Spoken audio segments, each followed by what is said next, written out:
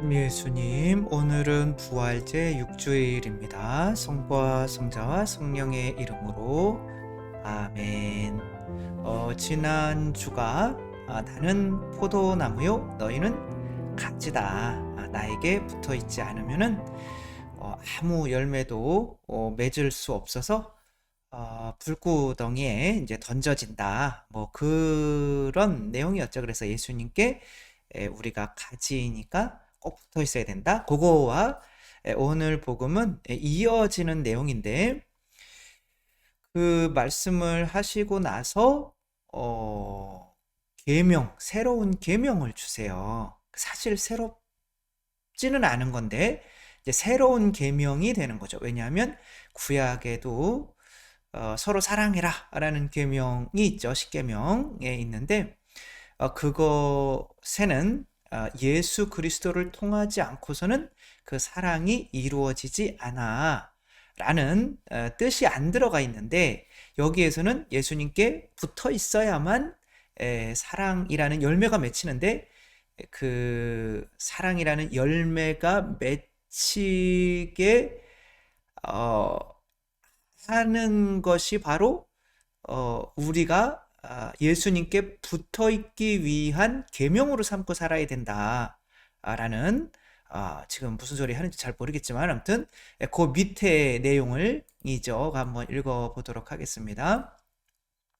그때 예수님께 제자들에게 말씀하셨는데, 아버지께서 나를 사랑하신 것처럼 나도 너희를 사랑하였다. 너희는 내 사랑 안에 머물러라. 사랑이라는 말이 엄청 나오죠. 내가 내 아버지의 계명을 지켜 그분의 사랑 안에 머무르는 것처럼 너희도 내 계명을 지키면 내 사랑 안에 머무를 것이다. 그러니까 이제 서로 사랑해라 라고 하는 계명 안에 머물면 당신 안에 머물 수 있다는 거죠. 내가 너희에게 이 말을 한 이유는 내 기쁨이 너희 안에 있고 너희 기쁨이 충만하게 하려는 것이다. 그러니까 우리 행복을 위해서 서로 사랑해라 라고 하시는 거고, 서로 사랑하면 당신 안에 머물게 된다. 이것이 나의 계명이다. 내가 너희를 사랑한 것처럼 너희도 서로 사랑하여라. 친구들을 위해서 목숨을 내놓는 것보다 더 큰 사랑은 없다. 사랑은 이제 내 목숨을 내놓는 일인데, 내가 너희에게 명령하는 것을 실천하면 너희는 나의 누가 된다? 친구가 된다. 이제 같은 등급이 된다, 이런 거죠. 나는 너희를 더 이상 종이라고 부르지 않는다. 종은 주인이 하는 일을 모르기 때문이다. 너희는 나의 친구다 라는 거죠. 내가 내 아버지에게서 들은 것을 너희에게 모두 알려주었기 때문이다. 그러니까 예수님께서 하느님 아버지와 동급이 되는 이유는 아버지의 계명을 지켜서 그분 안에 머무르게 되는 것처럼, 우리도 예수님의 계명, 서로 사랑해라 라고 하는 계명을 지키면 예수님과 이제 동급이 된다. 그러니까 뭔가를 같이 누리게 된다는 거죠. 너희가 나를 뽑은 것이 아니라 내가 너희를 뽑아 세웠다. 너희는 가서 열매를 맺어 너희의 그 열매가 언제나 남아있게 하려는 것이다.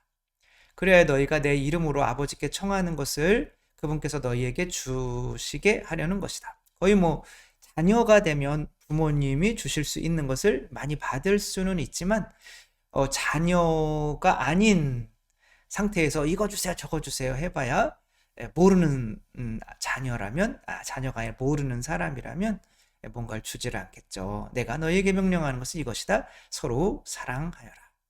그러니까 서로 사랑하여라 라고 하는 계명이 왜 중요하냐? 구약에는 서로 사랑해 라고 하는 것만 계명으로 주셨어요. 근데 서로 사랑해 라고 하는 거는 알았지만 예수 그리스도께서 빠져 있었던 거죠. 그러니까 서로 사랑을 하려고 하는데 어떤 방식으로 하려고 하냐면은 내 힘으로 하려고 하는 거죠. 그러니까 구약이 예수 그리스도께서 아니시면은 완성이 안 되는 거죠. 우리가 정말 서로 사랑해야 되는 것을 알면 모든 게 해결이 되는데, 서로 사랑하라고 하는 것이 우리 삶의 계명이 되지 않으면은 사랑해야 되는 건 아는데 안 되니까 삶이 이상하게 될 수밖에 없죠. 금쪽이를 또 소환하지 않을 수가 없는데, 오늘 금쪽이는 이제 아빠 엄마가 늦둥이에요. 이제 지금 초등학교 4학년 정도 되는데, 형이 뭐 20살이 넘는 형이 있는 거예요. 이게 늦둥이니까 이 엄마 아빠가 얼마나 귀엽겠어요. 그러니까 이렇게 아빠 얼굴도 때리고 머리도 손으로 주워받고 아빠한테 욕도 하고 해도 되는 거죠. 그리고 또 엄마가 이 아이 편을 들어줘야 돼요. 이제 전에 저기를 그 키워봤으니까 이제 육아에 대한 이제 내가 뭔가 뭐를 잘못했을까 생각하다가 보니까 이제 책을 많이 보다가 보니까 아이의 마음을 읽어줘야 된다라고 하니까 지금 아이가 지금 열받아가지고 아빠한테 욕을 막 하고 있는데, 예, 아빠 가서 용서해달라고 그래 욕한 거 그러면 아빠 이씨 막 그러며 빨리 용서해줘 막 그러니까 아이는 지금 용서받고 싶은 마음이구나. 근데 아빠가 용서를 안 해주니까 아빠한테 뭐라 그러는 거예요. 지금 웃으면서 아빠를 욕하고 있는데도 웃어. 나는 네 마음 알아줄게. 완전 콩가루 집안이죠. 그러니까 이 아이는 사회생활을 잘 할까요? 못할까요? 못해요. 뭐가 없어지지 않았으니까. 교만이. 예. 이 세상에서는 겸손해야 사람들이 좋아해주고 그러잖아요. 내가 아빠까지 때리는 그런 존재라면 이 세상에서 이 아이를 좋아할 사람은 아무도 없겠죠. 그래서 너는 뭐가 이렇게 힘드니? 라고 물어봤더니 난 왜 이렇게 나쁘게 태어났는지 모르겠다. 나도 아빠를 사랑하고 싶고 친구들도 좋아하고 싶은데 안 된다. 그래서 내가 태어난 것은 고통이다. 이렇게 이야기를 해요. 이 부모님은 이 아이를 어떻게 키우려고 하는 걸까요? 도대체. 이 부모님들은 이 아이에게 뭘 주지 못했기 때문에 그럴까요? 너의 목적은 서로 사랑하는 거야. 그것을 주었으면 이렇게까지 되진 않죠. 이 디펙 초프라라고 하는 사람이 자식한테 이렇게 가르쳤죠. 너는 다른 거는 생각하지 말고 네 주위에 있는 사람들을 어떻게 행복하게 해줄 건지만을 생각해라. 다른 건 절대 생각하지 마. 이게 너의 사명이야. 이렇게 준 거야. 그리고 뭐 안 되면 나머지는 아빠가 다 책임을 져줄게. 이렇게 한 거죠.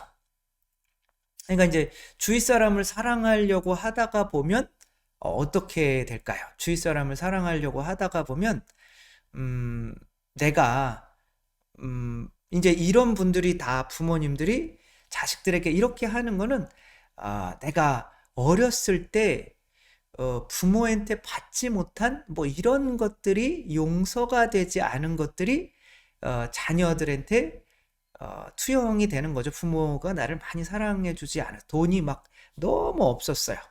그래가지고 이제 부모가 막 원망스러워. 그럼 이 아빠는 돈만 벌어주면 되는 거예요. 그러면서 내가 이렇게 돈을 벌어주는데 그때 내가 그러면 뭐든지 다 할 수 있었을 텐데 너희는 왜 이 모양이냐 뭐 이렇게 되는 거죠. 그러면 야 이거 서로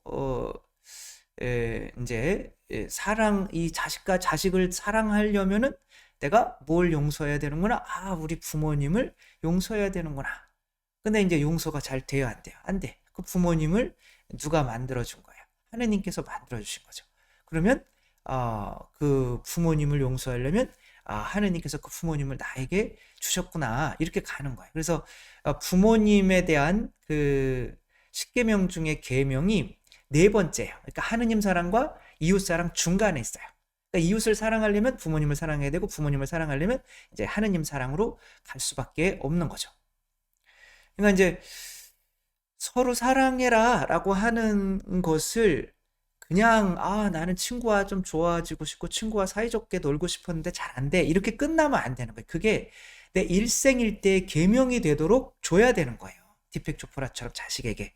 너는 그게 삶의 의미야. 너는 이웃을 사랑하기 위해서 태어난 존재야.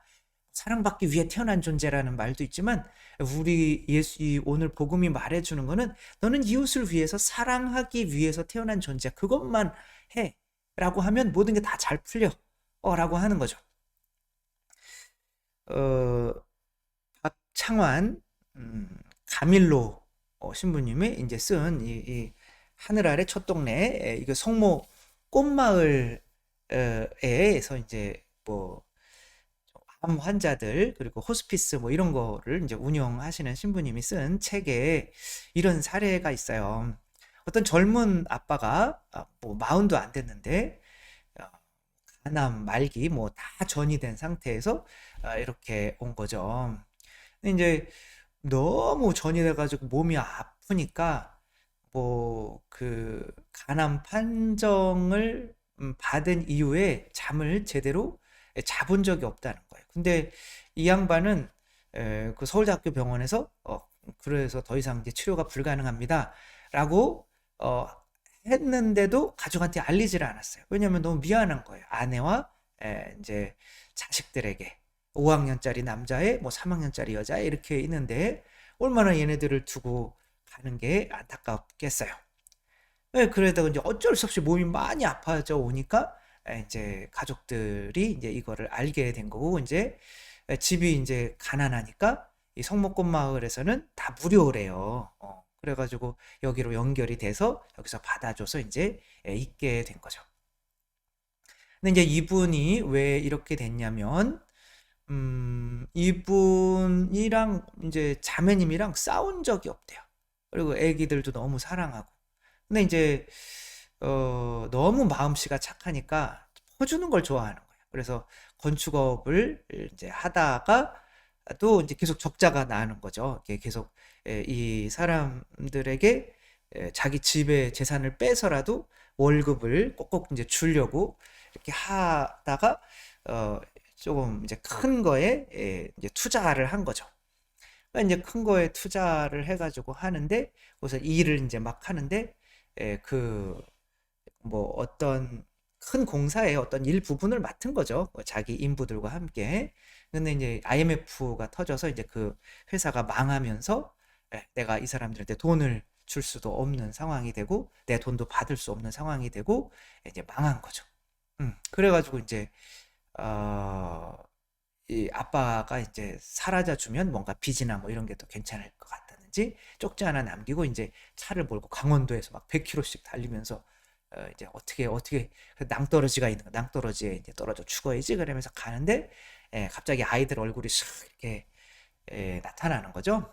그래가지고 이제 끼 그런데 낭떠러지 끝에서 이렇게 달랑달랑 그러면서 살아가지고 그래 이렇게 죽으려고 하는 용기가 있으면은 또 아이들 위해서 한번 살아보자. 그래가지고 또 막노동도 하면서 이제 하다가 그렇게 내가 투자한 것에 대해서 이렇게 뭐 아무튼 그런 뭐 또 분노나 이런 것들이 있겠죠. 그래서 술을 또 많이 먹다가 보니까 이제 간암이 들은 거죠. 이제 너무 이제 좋은 아빠였고 남편이었는데 이런 상황이 발생을 했는데 근데 이제 그 아내한테 시누이가 이제 여동생인 거죠. 이분의 여동생이 전화해서 이제 내가 좀 얘기를 해야 너 남편이 돌아가셨을 때 나한테 원망이 좀 덜 올 것 같아가지고 남편이 나한테 100만 원을 맡겼다. IMF 때 또 100만 원 큰 돈이고 이 사람에게는 전부인 거죠. 남은 돈의 전부를 부인한테 안 주고 여동생한테 준 거예요. 그러면서 나보다 더 힘든 사람을 위해서 이 돈을 좀 써줘. 그러니까 아내 입장에서 그거를 들을 때 너무 서운한 거죠. 왜 나한테 주면은 내가 그거를 왜 내가 다 떼어먹을까 봐 그랬나? 그런 마음이 드는 거죠. 그래도 이제 또 이 신부님이 그건 아무래도 집이 아이들을 보면은 이 돈을 가난한 사람들에게 주기보다는 이제 개신교 신자였던 거죠. 주기보다는 아마 당신이 아이들을 위해서 썼을 것이기 때문에 그 사람이 다 인지상정이 아니냐. 그래서 아마도 이 하느님 앞으로 갈 때 또 이웃을 위해서 한 게 하나도 없는 것 같아서 이제 그렇게 이제 여동생한테 맡기고 또 그렇게 맡기면 또 이웃을 위해서 쓰면 또 하느님께서 잘 봐줘서 우리 자녀들을 잘 이제 그것 때문에라도 돌봐주실 것이다. 어떻게 보면 자녀를 위해서, 나 자신을 위해서 투자를 한 거죠. 그런 또 이야기를 들으니 이제 수긍이 가는 거죠. 그렇게 이제 뭐 돌아가시고 뭐 했던 건데, 여기서 말씀드리고 싶은 거는 인간이 누군가를 사랑하려고 그래. 내 아내를 사랑하려고 그러고, 내 자식들을 사랑하려고 그래. 그런데 한계가 있잖아요. 그럼 그 한계를 어떻게 극복해야 돼요? 그 더 큰 능력이 있는 누군가에게 붙지 않을 수가 없는 거죠.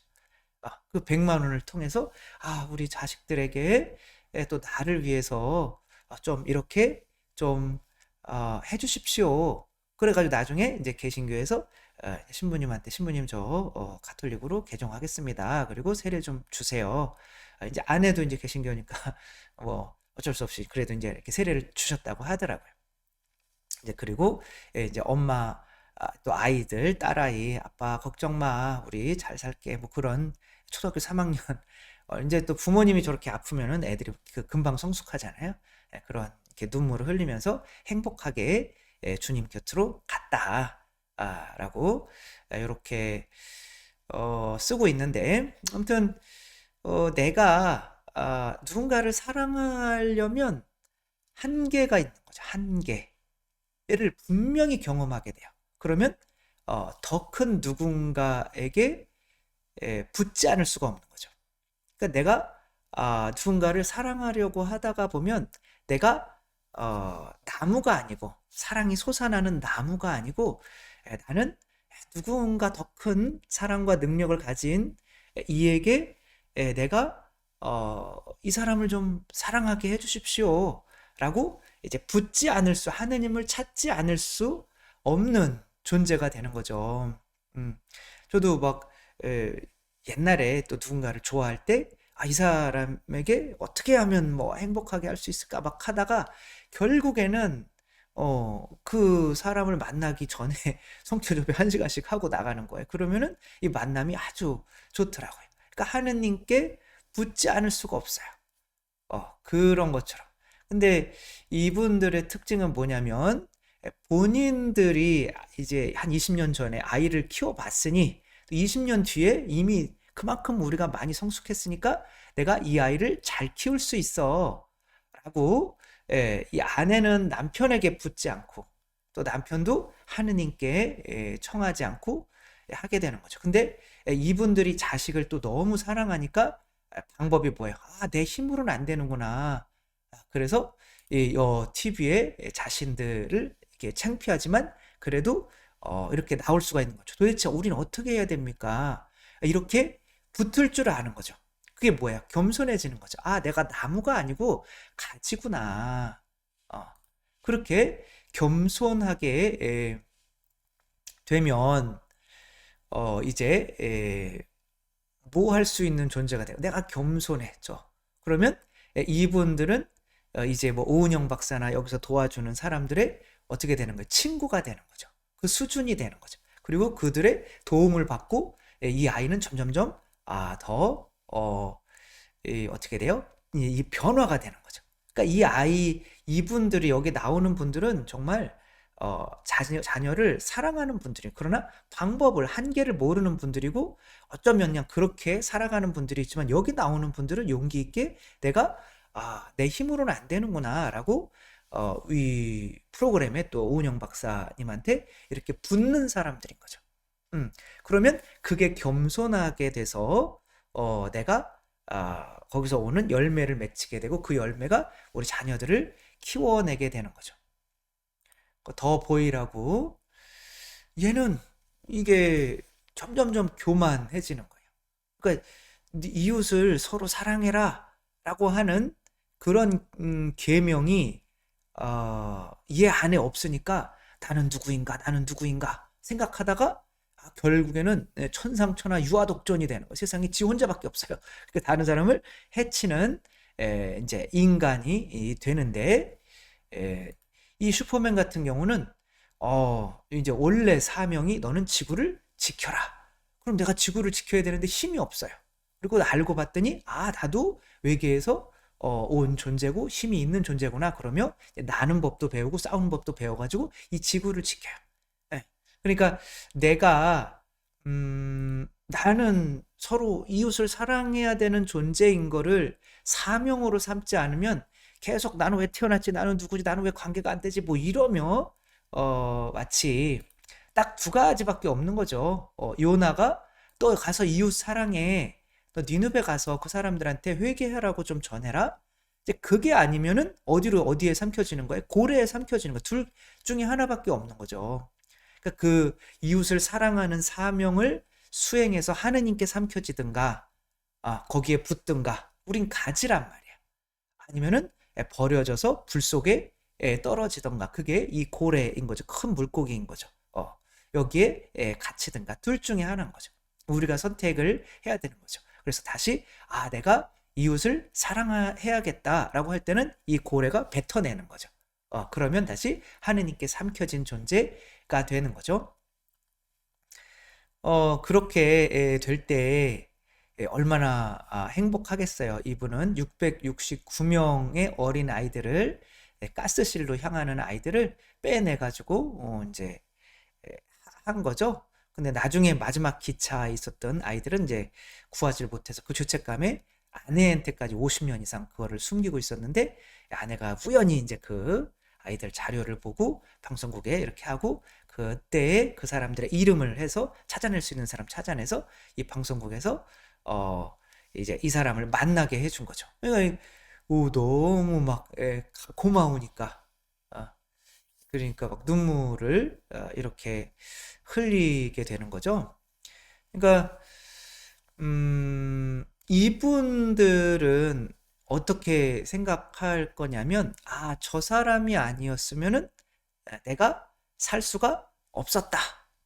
그게 내가 저절로 존재하는 나무가 아니라 또 그 나무도 아버지가 농부이다 그랬잖아요. 예수님도 나 혼자 이렇게 존재하는 게 아니다. 아버지가 없으면 나는 나무도 존재할 수가 없고 또 나무가 존재할 수 없으면 가지도 존재할 수 없고 가지가 존재할 수 없으면 열매도 존재할 수 없고 이 말씀을 하시는 거죠. 진짜 능력은 다른 사람을 겸손하게 해주는 능력인 거죠. 다른 사람을 겸손하게 만들려면 내가 먼저